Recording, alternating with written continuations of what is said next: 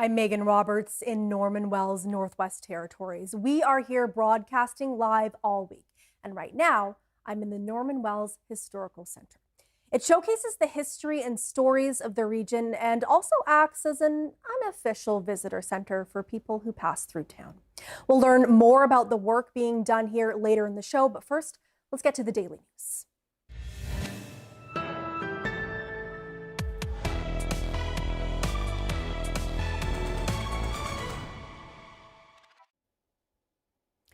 Good evening. Thanks for joining us. I'm Megan Roberts in Norman Wells. Police are still looking for the suspect involved in a kidnapping in Whitehorse. The incident happened Sunday night in the Porter Creek neighborhood. Police gave a media update today. They say a 9-year-old girl was walking home from a park Sunday evening near her home when she was forced into a vehicle by a stranger on Grove Street. The child was reported missing around 10 p.m. She was found by family in the same neighborhood 1 hour later. Police say the suspect is a white male with a medium build, blue eyes, and medium long reddish hair. He has a tattoo of a sun on his neck and a heart tattoo on his hand. It's believed he's driving a gray SUV.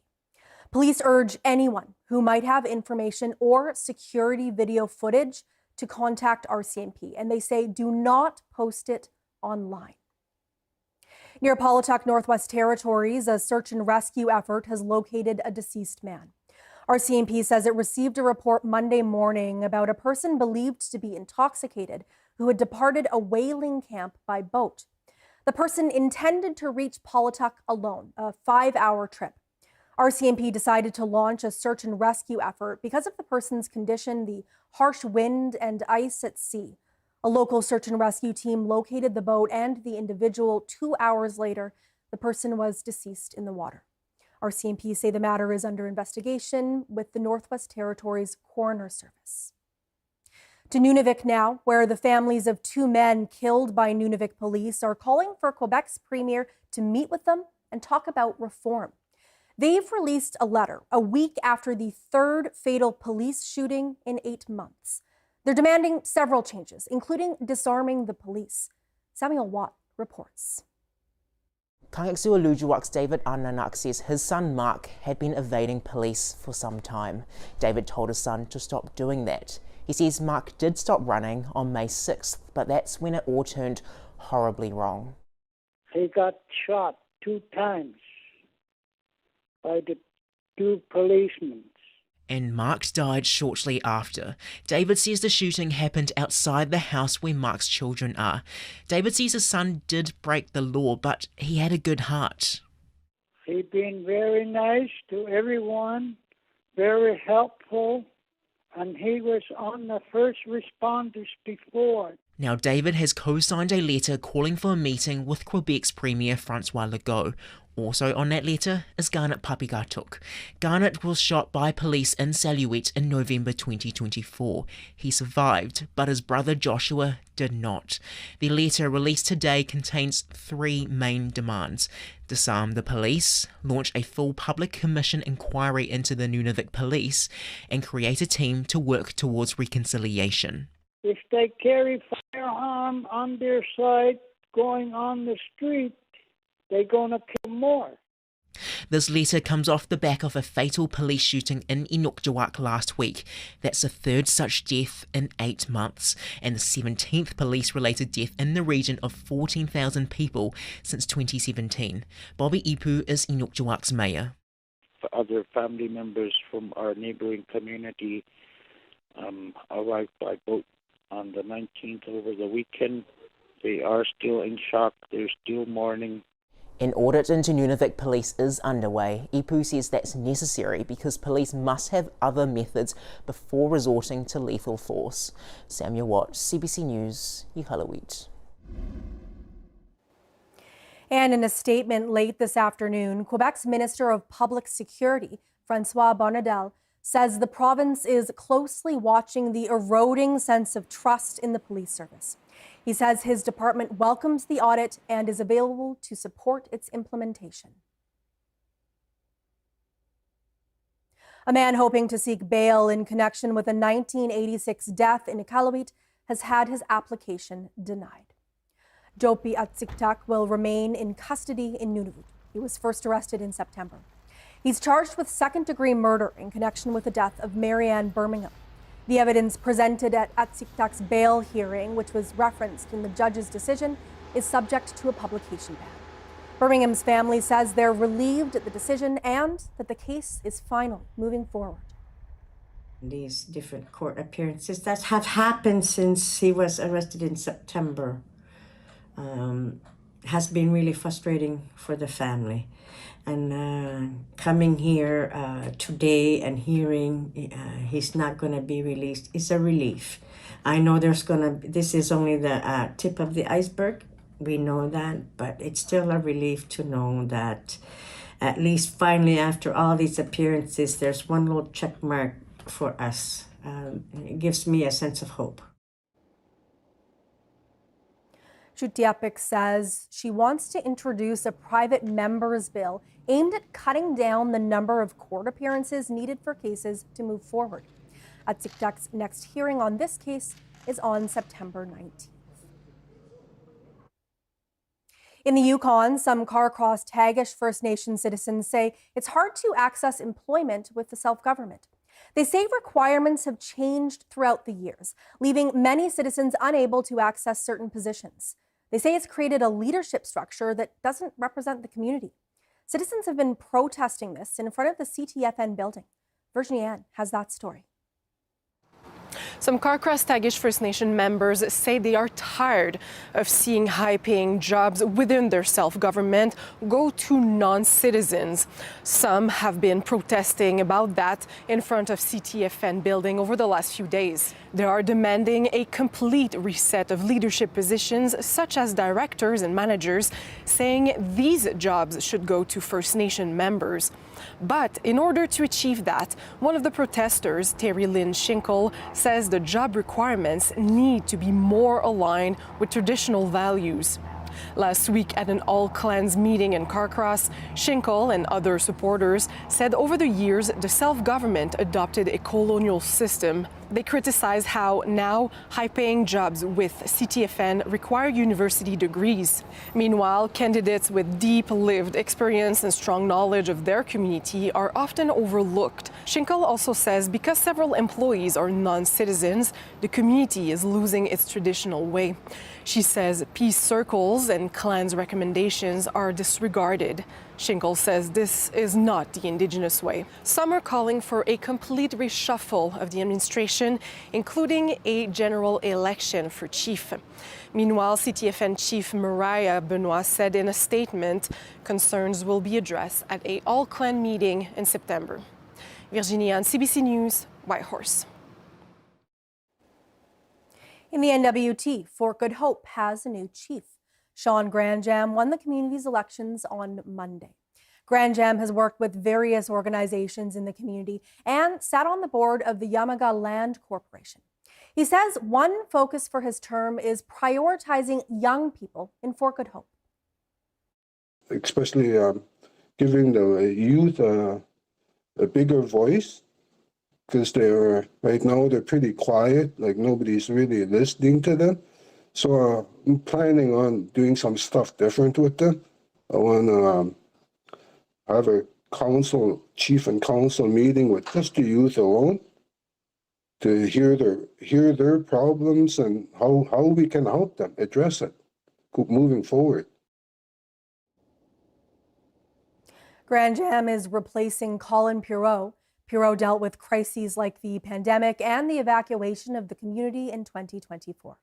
Granjam will serve as chief for the next 2 years. He'll be sworn in on Wednesday.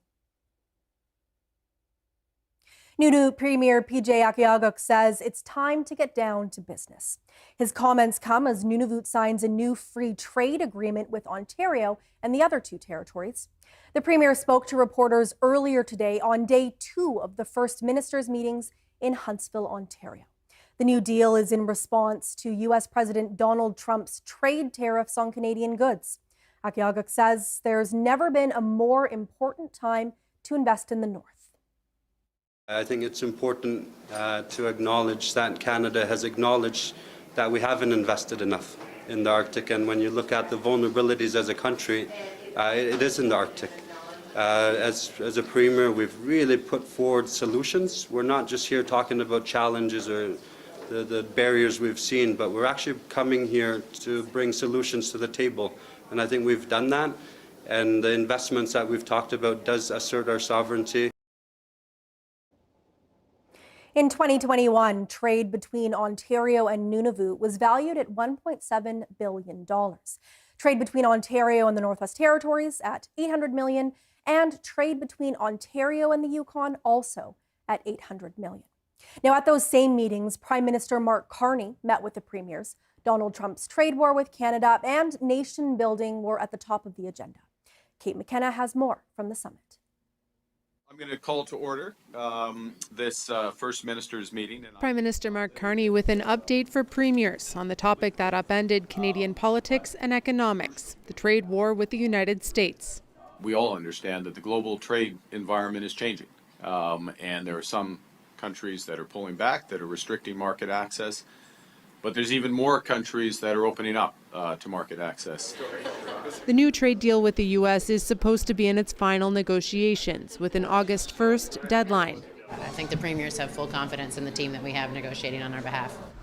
But today, neither Carney nor the premiers seemed sure that deadline will be met. Well, I mean, we'll see. We're working to get the best deal for Canadians, and that's the focus now.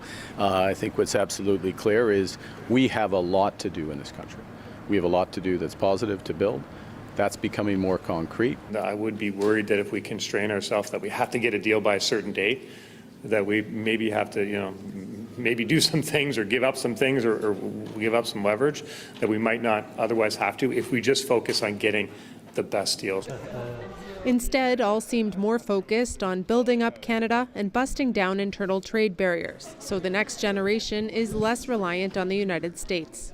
And what are you going to do for the Trump tariffs? There's one thing we can thank President Trump for, is getting us moving, getting us united like I've never seen before across the country and focusing on large infrastructure projects. Carney hinted at doing more deals with other countries. Our phone is ringing off the hook from other countries who want to do more with Canada. I've had over 80 bilaterals with world leaders since I became Prime Minister. A promise to get a new deal with the United States was part of Mark Carney's election campaign. The deadline has already been pushed back twice, but Carney says he'll only accept a deal if it's good for Canada. Kate McKenna, CBC News, Huntsville, Ontario.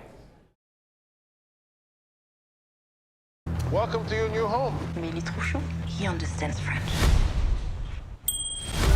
I'm not seeing this as a suicide. Someone sure wanted us to think it was. Gallagher is suspect number one. Tell me, was it the man's politics you didn't like, or the fact that he's living with your wife? I know he's into something. I just got to prove it. No, we all have a past. Find his. Be careful around Fitz. Donnie's got a lot of demons that tend to appear when no one expects it.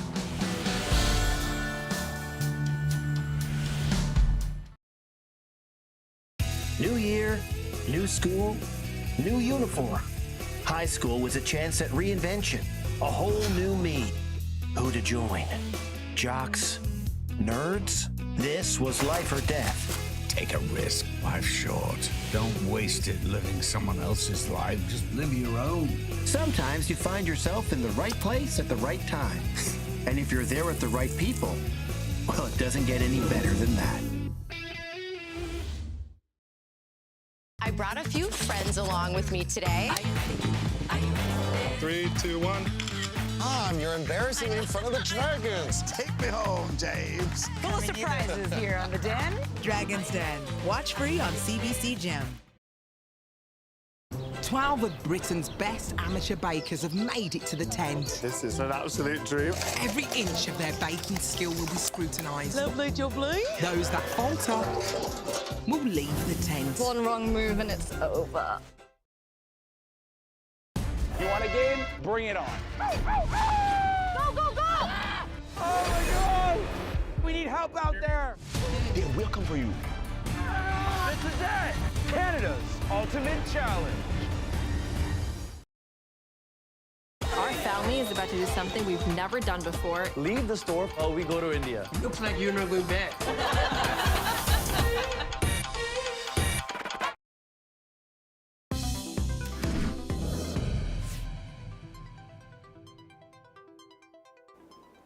Welcome back. It is hard to miss the Norman Wells Historical Center as you drive towards town. The front yard has a tugboat, old cars, machinery, all kinds of things that speak to the history of the community. As you can see, inside it's much the same, and that is where we're broadcasting from tonight.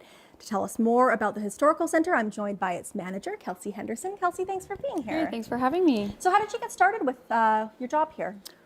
Very randomly, as many jobs come about up here in the north, it was sort of a, hey, we need somebody to run the museum. Do you want to do it? And I said, sure.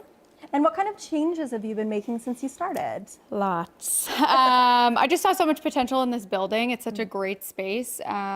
So kind of our first undertaking was to reorganize the gift shop space, get that sort of overhauled. And then this has been my next work in progress.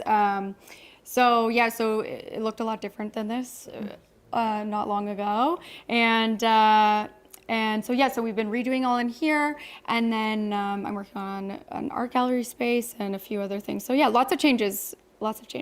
I love to see it. I love the idea of an art gallery space. Yeah, thanks. I know with your gift shop as well, you started including some more local artists. Mm-hmm. I'm just wondering why you think community spaces, community museums like this are important.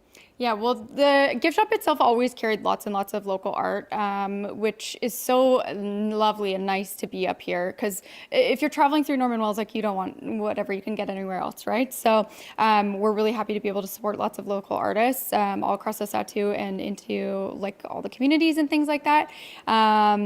It's a great space for teaching not only just the locals and passing on that knowledge, but also for people who are visiting. Like, there's so many people who don't know about this little piece of history or this little piece of history. So it's a really great space, and we're happy to kind of house and be the caretakers of it. Yeah. Yeah, and speaking of caretakers, you have some very special items in your hand there that I understand you just found. Tell us about those. Yeah, so we go through this process of opening up drawers that we shouldn't open maybe until we're ready to deal with them. But we did find last week a handful of notebooks. These are original journals and notebooks from the guys who were building the Canal Trail. So there's like dated journal entries where they were, what they were doing. It's, I think, the crew that was just right behind the guys who were scouting. Yeah. So we just found these. I'm very terrified to have them. But yeah, it's a cool discovery. We've got lots of stuff like that, and we find more and more all the time. Yeah, I mean, you've mentioned like the art gallery and a few of your other future plans, but what's your dream for this space? I just want it to be a space where the community can be really involved. We want that art gallery space to kind of have like our sort of, normal collection in there, but it also will be able to be changed out so that other artists can come in and do shows. We're working on a coffee shop right now. So that'll be another spot. It's just like we need to build that community. I find it's really important, especially when you're up here in the winter and it's dark and it's cold and you don't really want to go out of your house. So nice to just sort of like have a space where people can come and have different things going on. So yeah, sort of just making it like community hub is sort of the dream. I love that. And you had mentioned earlier when we were talking unofficial visitors center. So you're providing lots of services. Yeah, we there. actually are the official visitor center. I didn't know that. Yeah, I thought it was kind of a joke. My bad. It is the joke because I'm not from here. So I guess I'm the unofficial visitor center host, but we are the official visitor center. So yeah, I try to gain as much knowledge. I always know who to get in touch with if I don't know the answer to something. So yeah. I love that. Kelsey, thank you so much. Hey, thank you.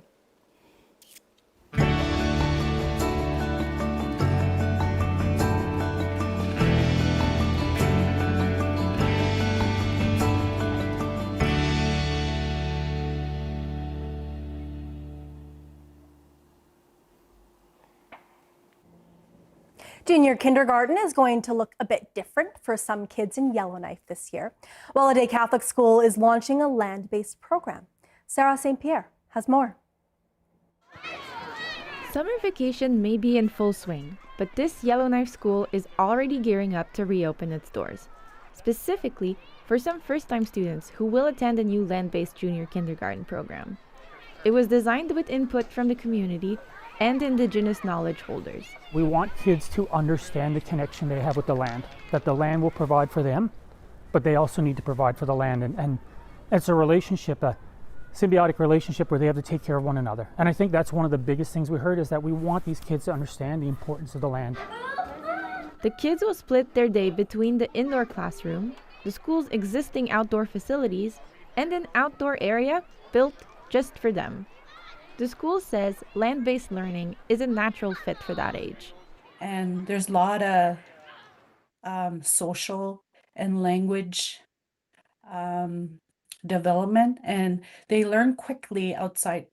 There are already hopes to scale the program up eventually. We want to make sure we do this right. But I think in the back of our minds, everyone who's invested in this is thinking next year it's going to be kindergarten. Maybe down the road it's going to be grade 1 and 2. At some point we may have high school students who are engaging in this. Godette has taught junior kindergarten for 2 years. She will be this program's first teacher. It's also a big responsibility, but I'm looking forward to learning as I go and bringing my own strength into this classroom. I'm very excited, and this is another way of teaching. So I'm very excited. As you can see behind me, there's still some construction that needs to happen before the place is ready to go. But on August 25th, school starts again, and up to 20 kids will get to take part in the new program. Sarah Saint-Pierre, CBC News, Yellowknife. Some Canadian North customers were shocked earlier this week when they saw flight prices more than double for some routes. There were flights from Iqaluit to Ottawa listed at over $1,000 one way. In a statement to the CBC, the airline said it's an error in its recent system update that affected fares for certain routes on its website.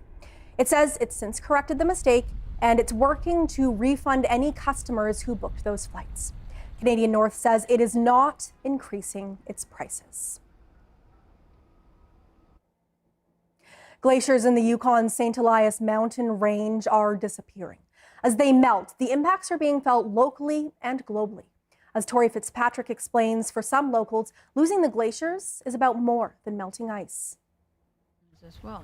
Alice Johnson says her language, culture, and heritage are intertwined with the glaciers. When you impact an ice field, you impact the lives of people who are here. I'm tied to this land. I'm tied to the water and to the mountains. They embrace me, I embrace them. She feels it's her responsibility to teach younger generations about them before they disappear. She says the glaciers have shaped her people's lives for generations. Like the glacial system is a resource. It's a body of water, frozen lands that are still there that were used as transportation routes. Now, climate change is causing them to melt at rapid rates. And she's worried what that will mean for her people. How does that impact the language? How does it impact our culture? Luke Copland has been studying glaciers in the St. Elias Range for almost 20 years. He says these glaciers are the thickest in Canada, but in another century, the smallest of them could disappear. But the big question is, does that cause a greater speed up of the glaciers? Or because the glaciers are thinning over time, are they actually slowing down? For the past 2 weeks, Copland and his team have been flying to some of these glaciers. They want to understand how climate change is affecting their movements. As glaciers melt, how they move is changing, and that could transform the surrounding landscape in the near term. Globally, about a quarter of all melt coming from glaciers and ice caps, so this excludes the ice sheets, is coming from the mountains in this area. Copland says local melting has global ramifications, including contributing to sea level rise. These small ones that are a kilometre in size or so, each year we come back, we see them getting smaller and smaller, and you project that another century, there won't be any left for ones that are that kind of size today. But it's local people like Johnson who are leading the charge to protect these glaciers. It's our responsibility to protect the ice field so that no one else touches it. Tori Fitzpatrick, CBC News, Whitehorse. Staying in the Yukon, salmon are making their way up the Pelly River to spawn. Staff at the sonar station along the river have been seeing an uptick of Chinook salmon this year, 200 more compared to last time last season. The run has yet to peak, but experts say this could be a hopeful indicator. It's been 1 year since Ottawa and Alaska signed a 7-year moratorium banning fishing for Chinook in the Yukon River and its Canadian tributaries in response to dire run numbers. If we look at the last few years, we have seen a very small, like what I would like to call a marginal increase. What we're talking about is an increase of a couple hundred. In a better world, we'd see an increase of a couple thousand. Wow.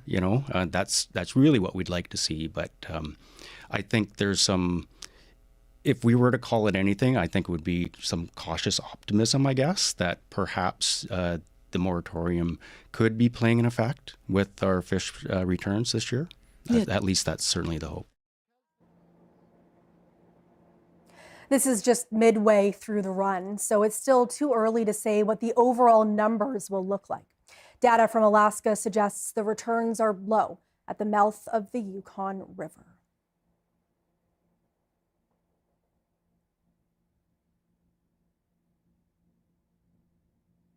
Nunavut won an award at a national French competition. Youth from across the country faced off in sports, arts, and leadership. The CBC's Mahnor Mubarak has more. The games are held in French. The team from Nunavut competed in track and field, culinary arts, and wilderness survival. The category that Nunavut won was wilderness survival, where they did things like building fires and canoe racing. They won Appreciation of Peers medals, where all the participants voted in favor of a team that showed the best teamwork and support for each other. It was amazing. It was really fun. I learned a lot of new things. Yeah, it was really fun. Other young people also said they enjoyed the trip as well. It was actually really awesome. Like, I met new people. They signed my jacket. We switched numbers and everything. It was the coolest experience ever. Kara Huang was a chef de mission. She says it's the first time that Nunavut has ever brought home a medal from the games, and that these kinds of games are helpful for youth to connect with their French language. These kinds of games and these types of events are so important because, especially for francophones outside of Quebec, we don't always get the opportunities to speak in French and live our language and live our culture. This is a great way to get youth involved. She says the games help the students learn more about other people's culture as well. The games took place in Laval and Quebec this year. The next games are expected to take place in 2028. Mahnor Mubarak, CBC News, Iqaluit.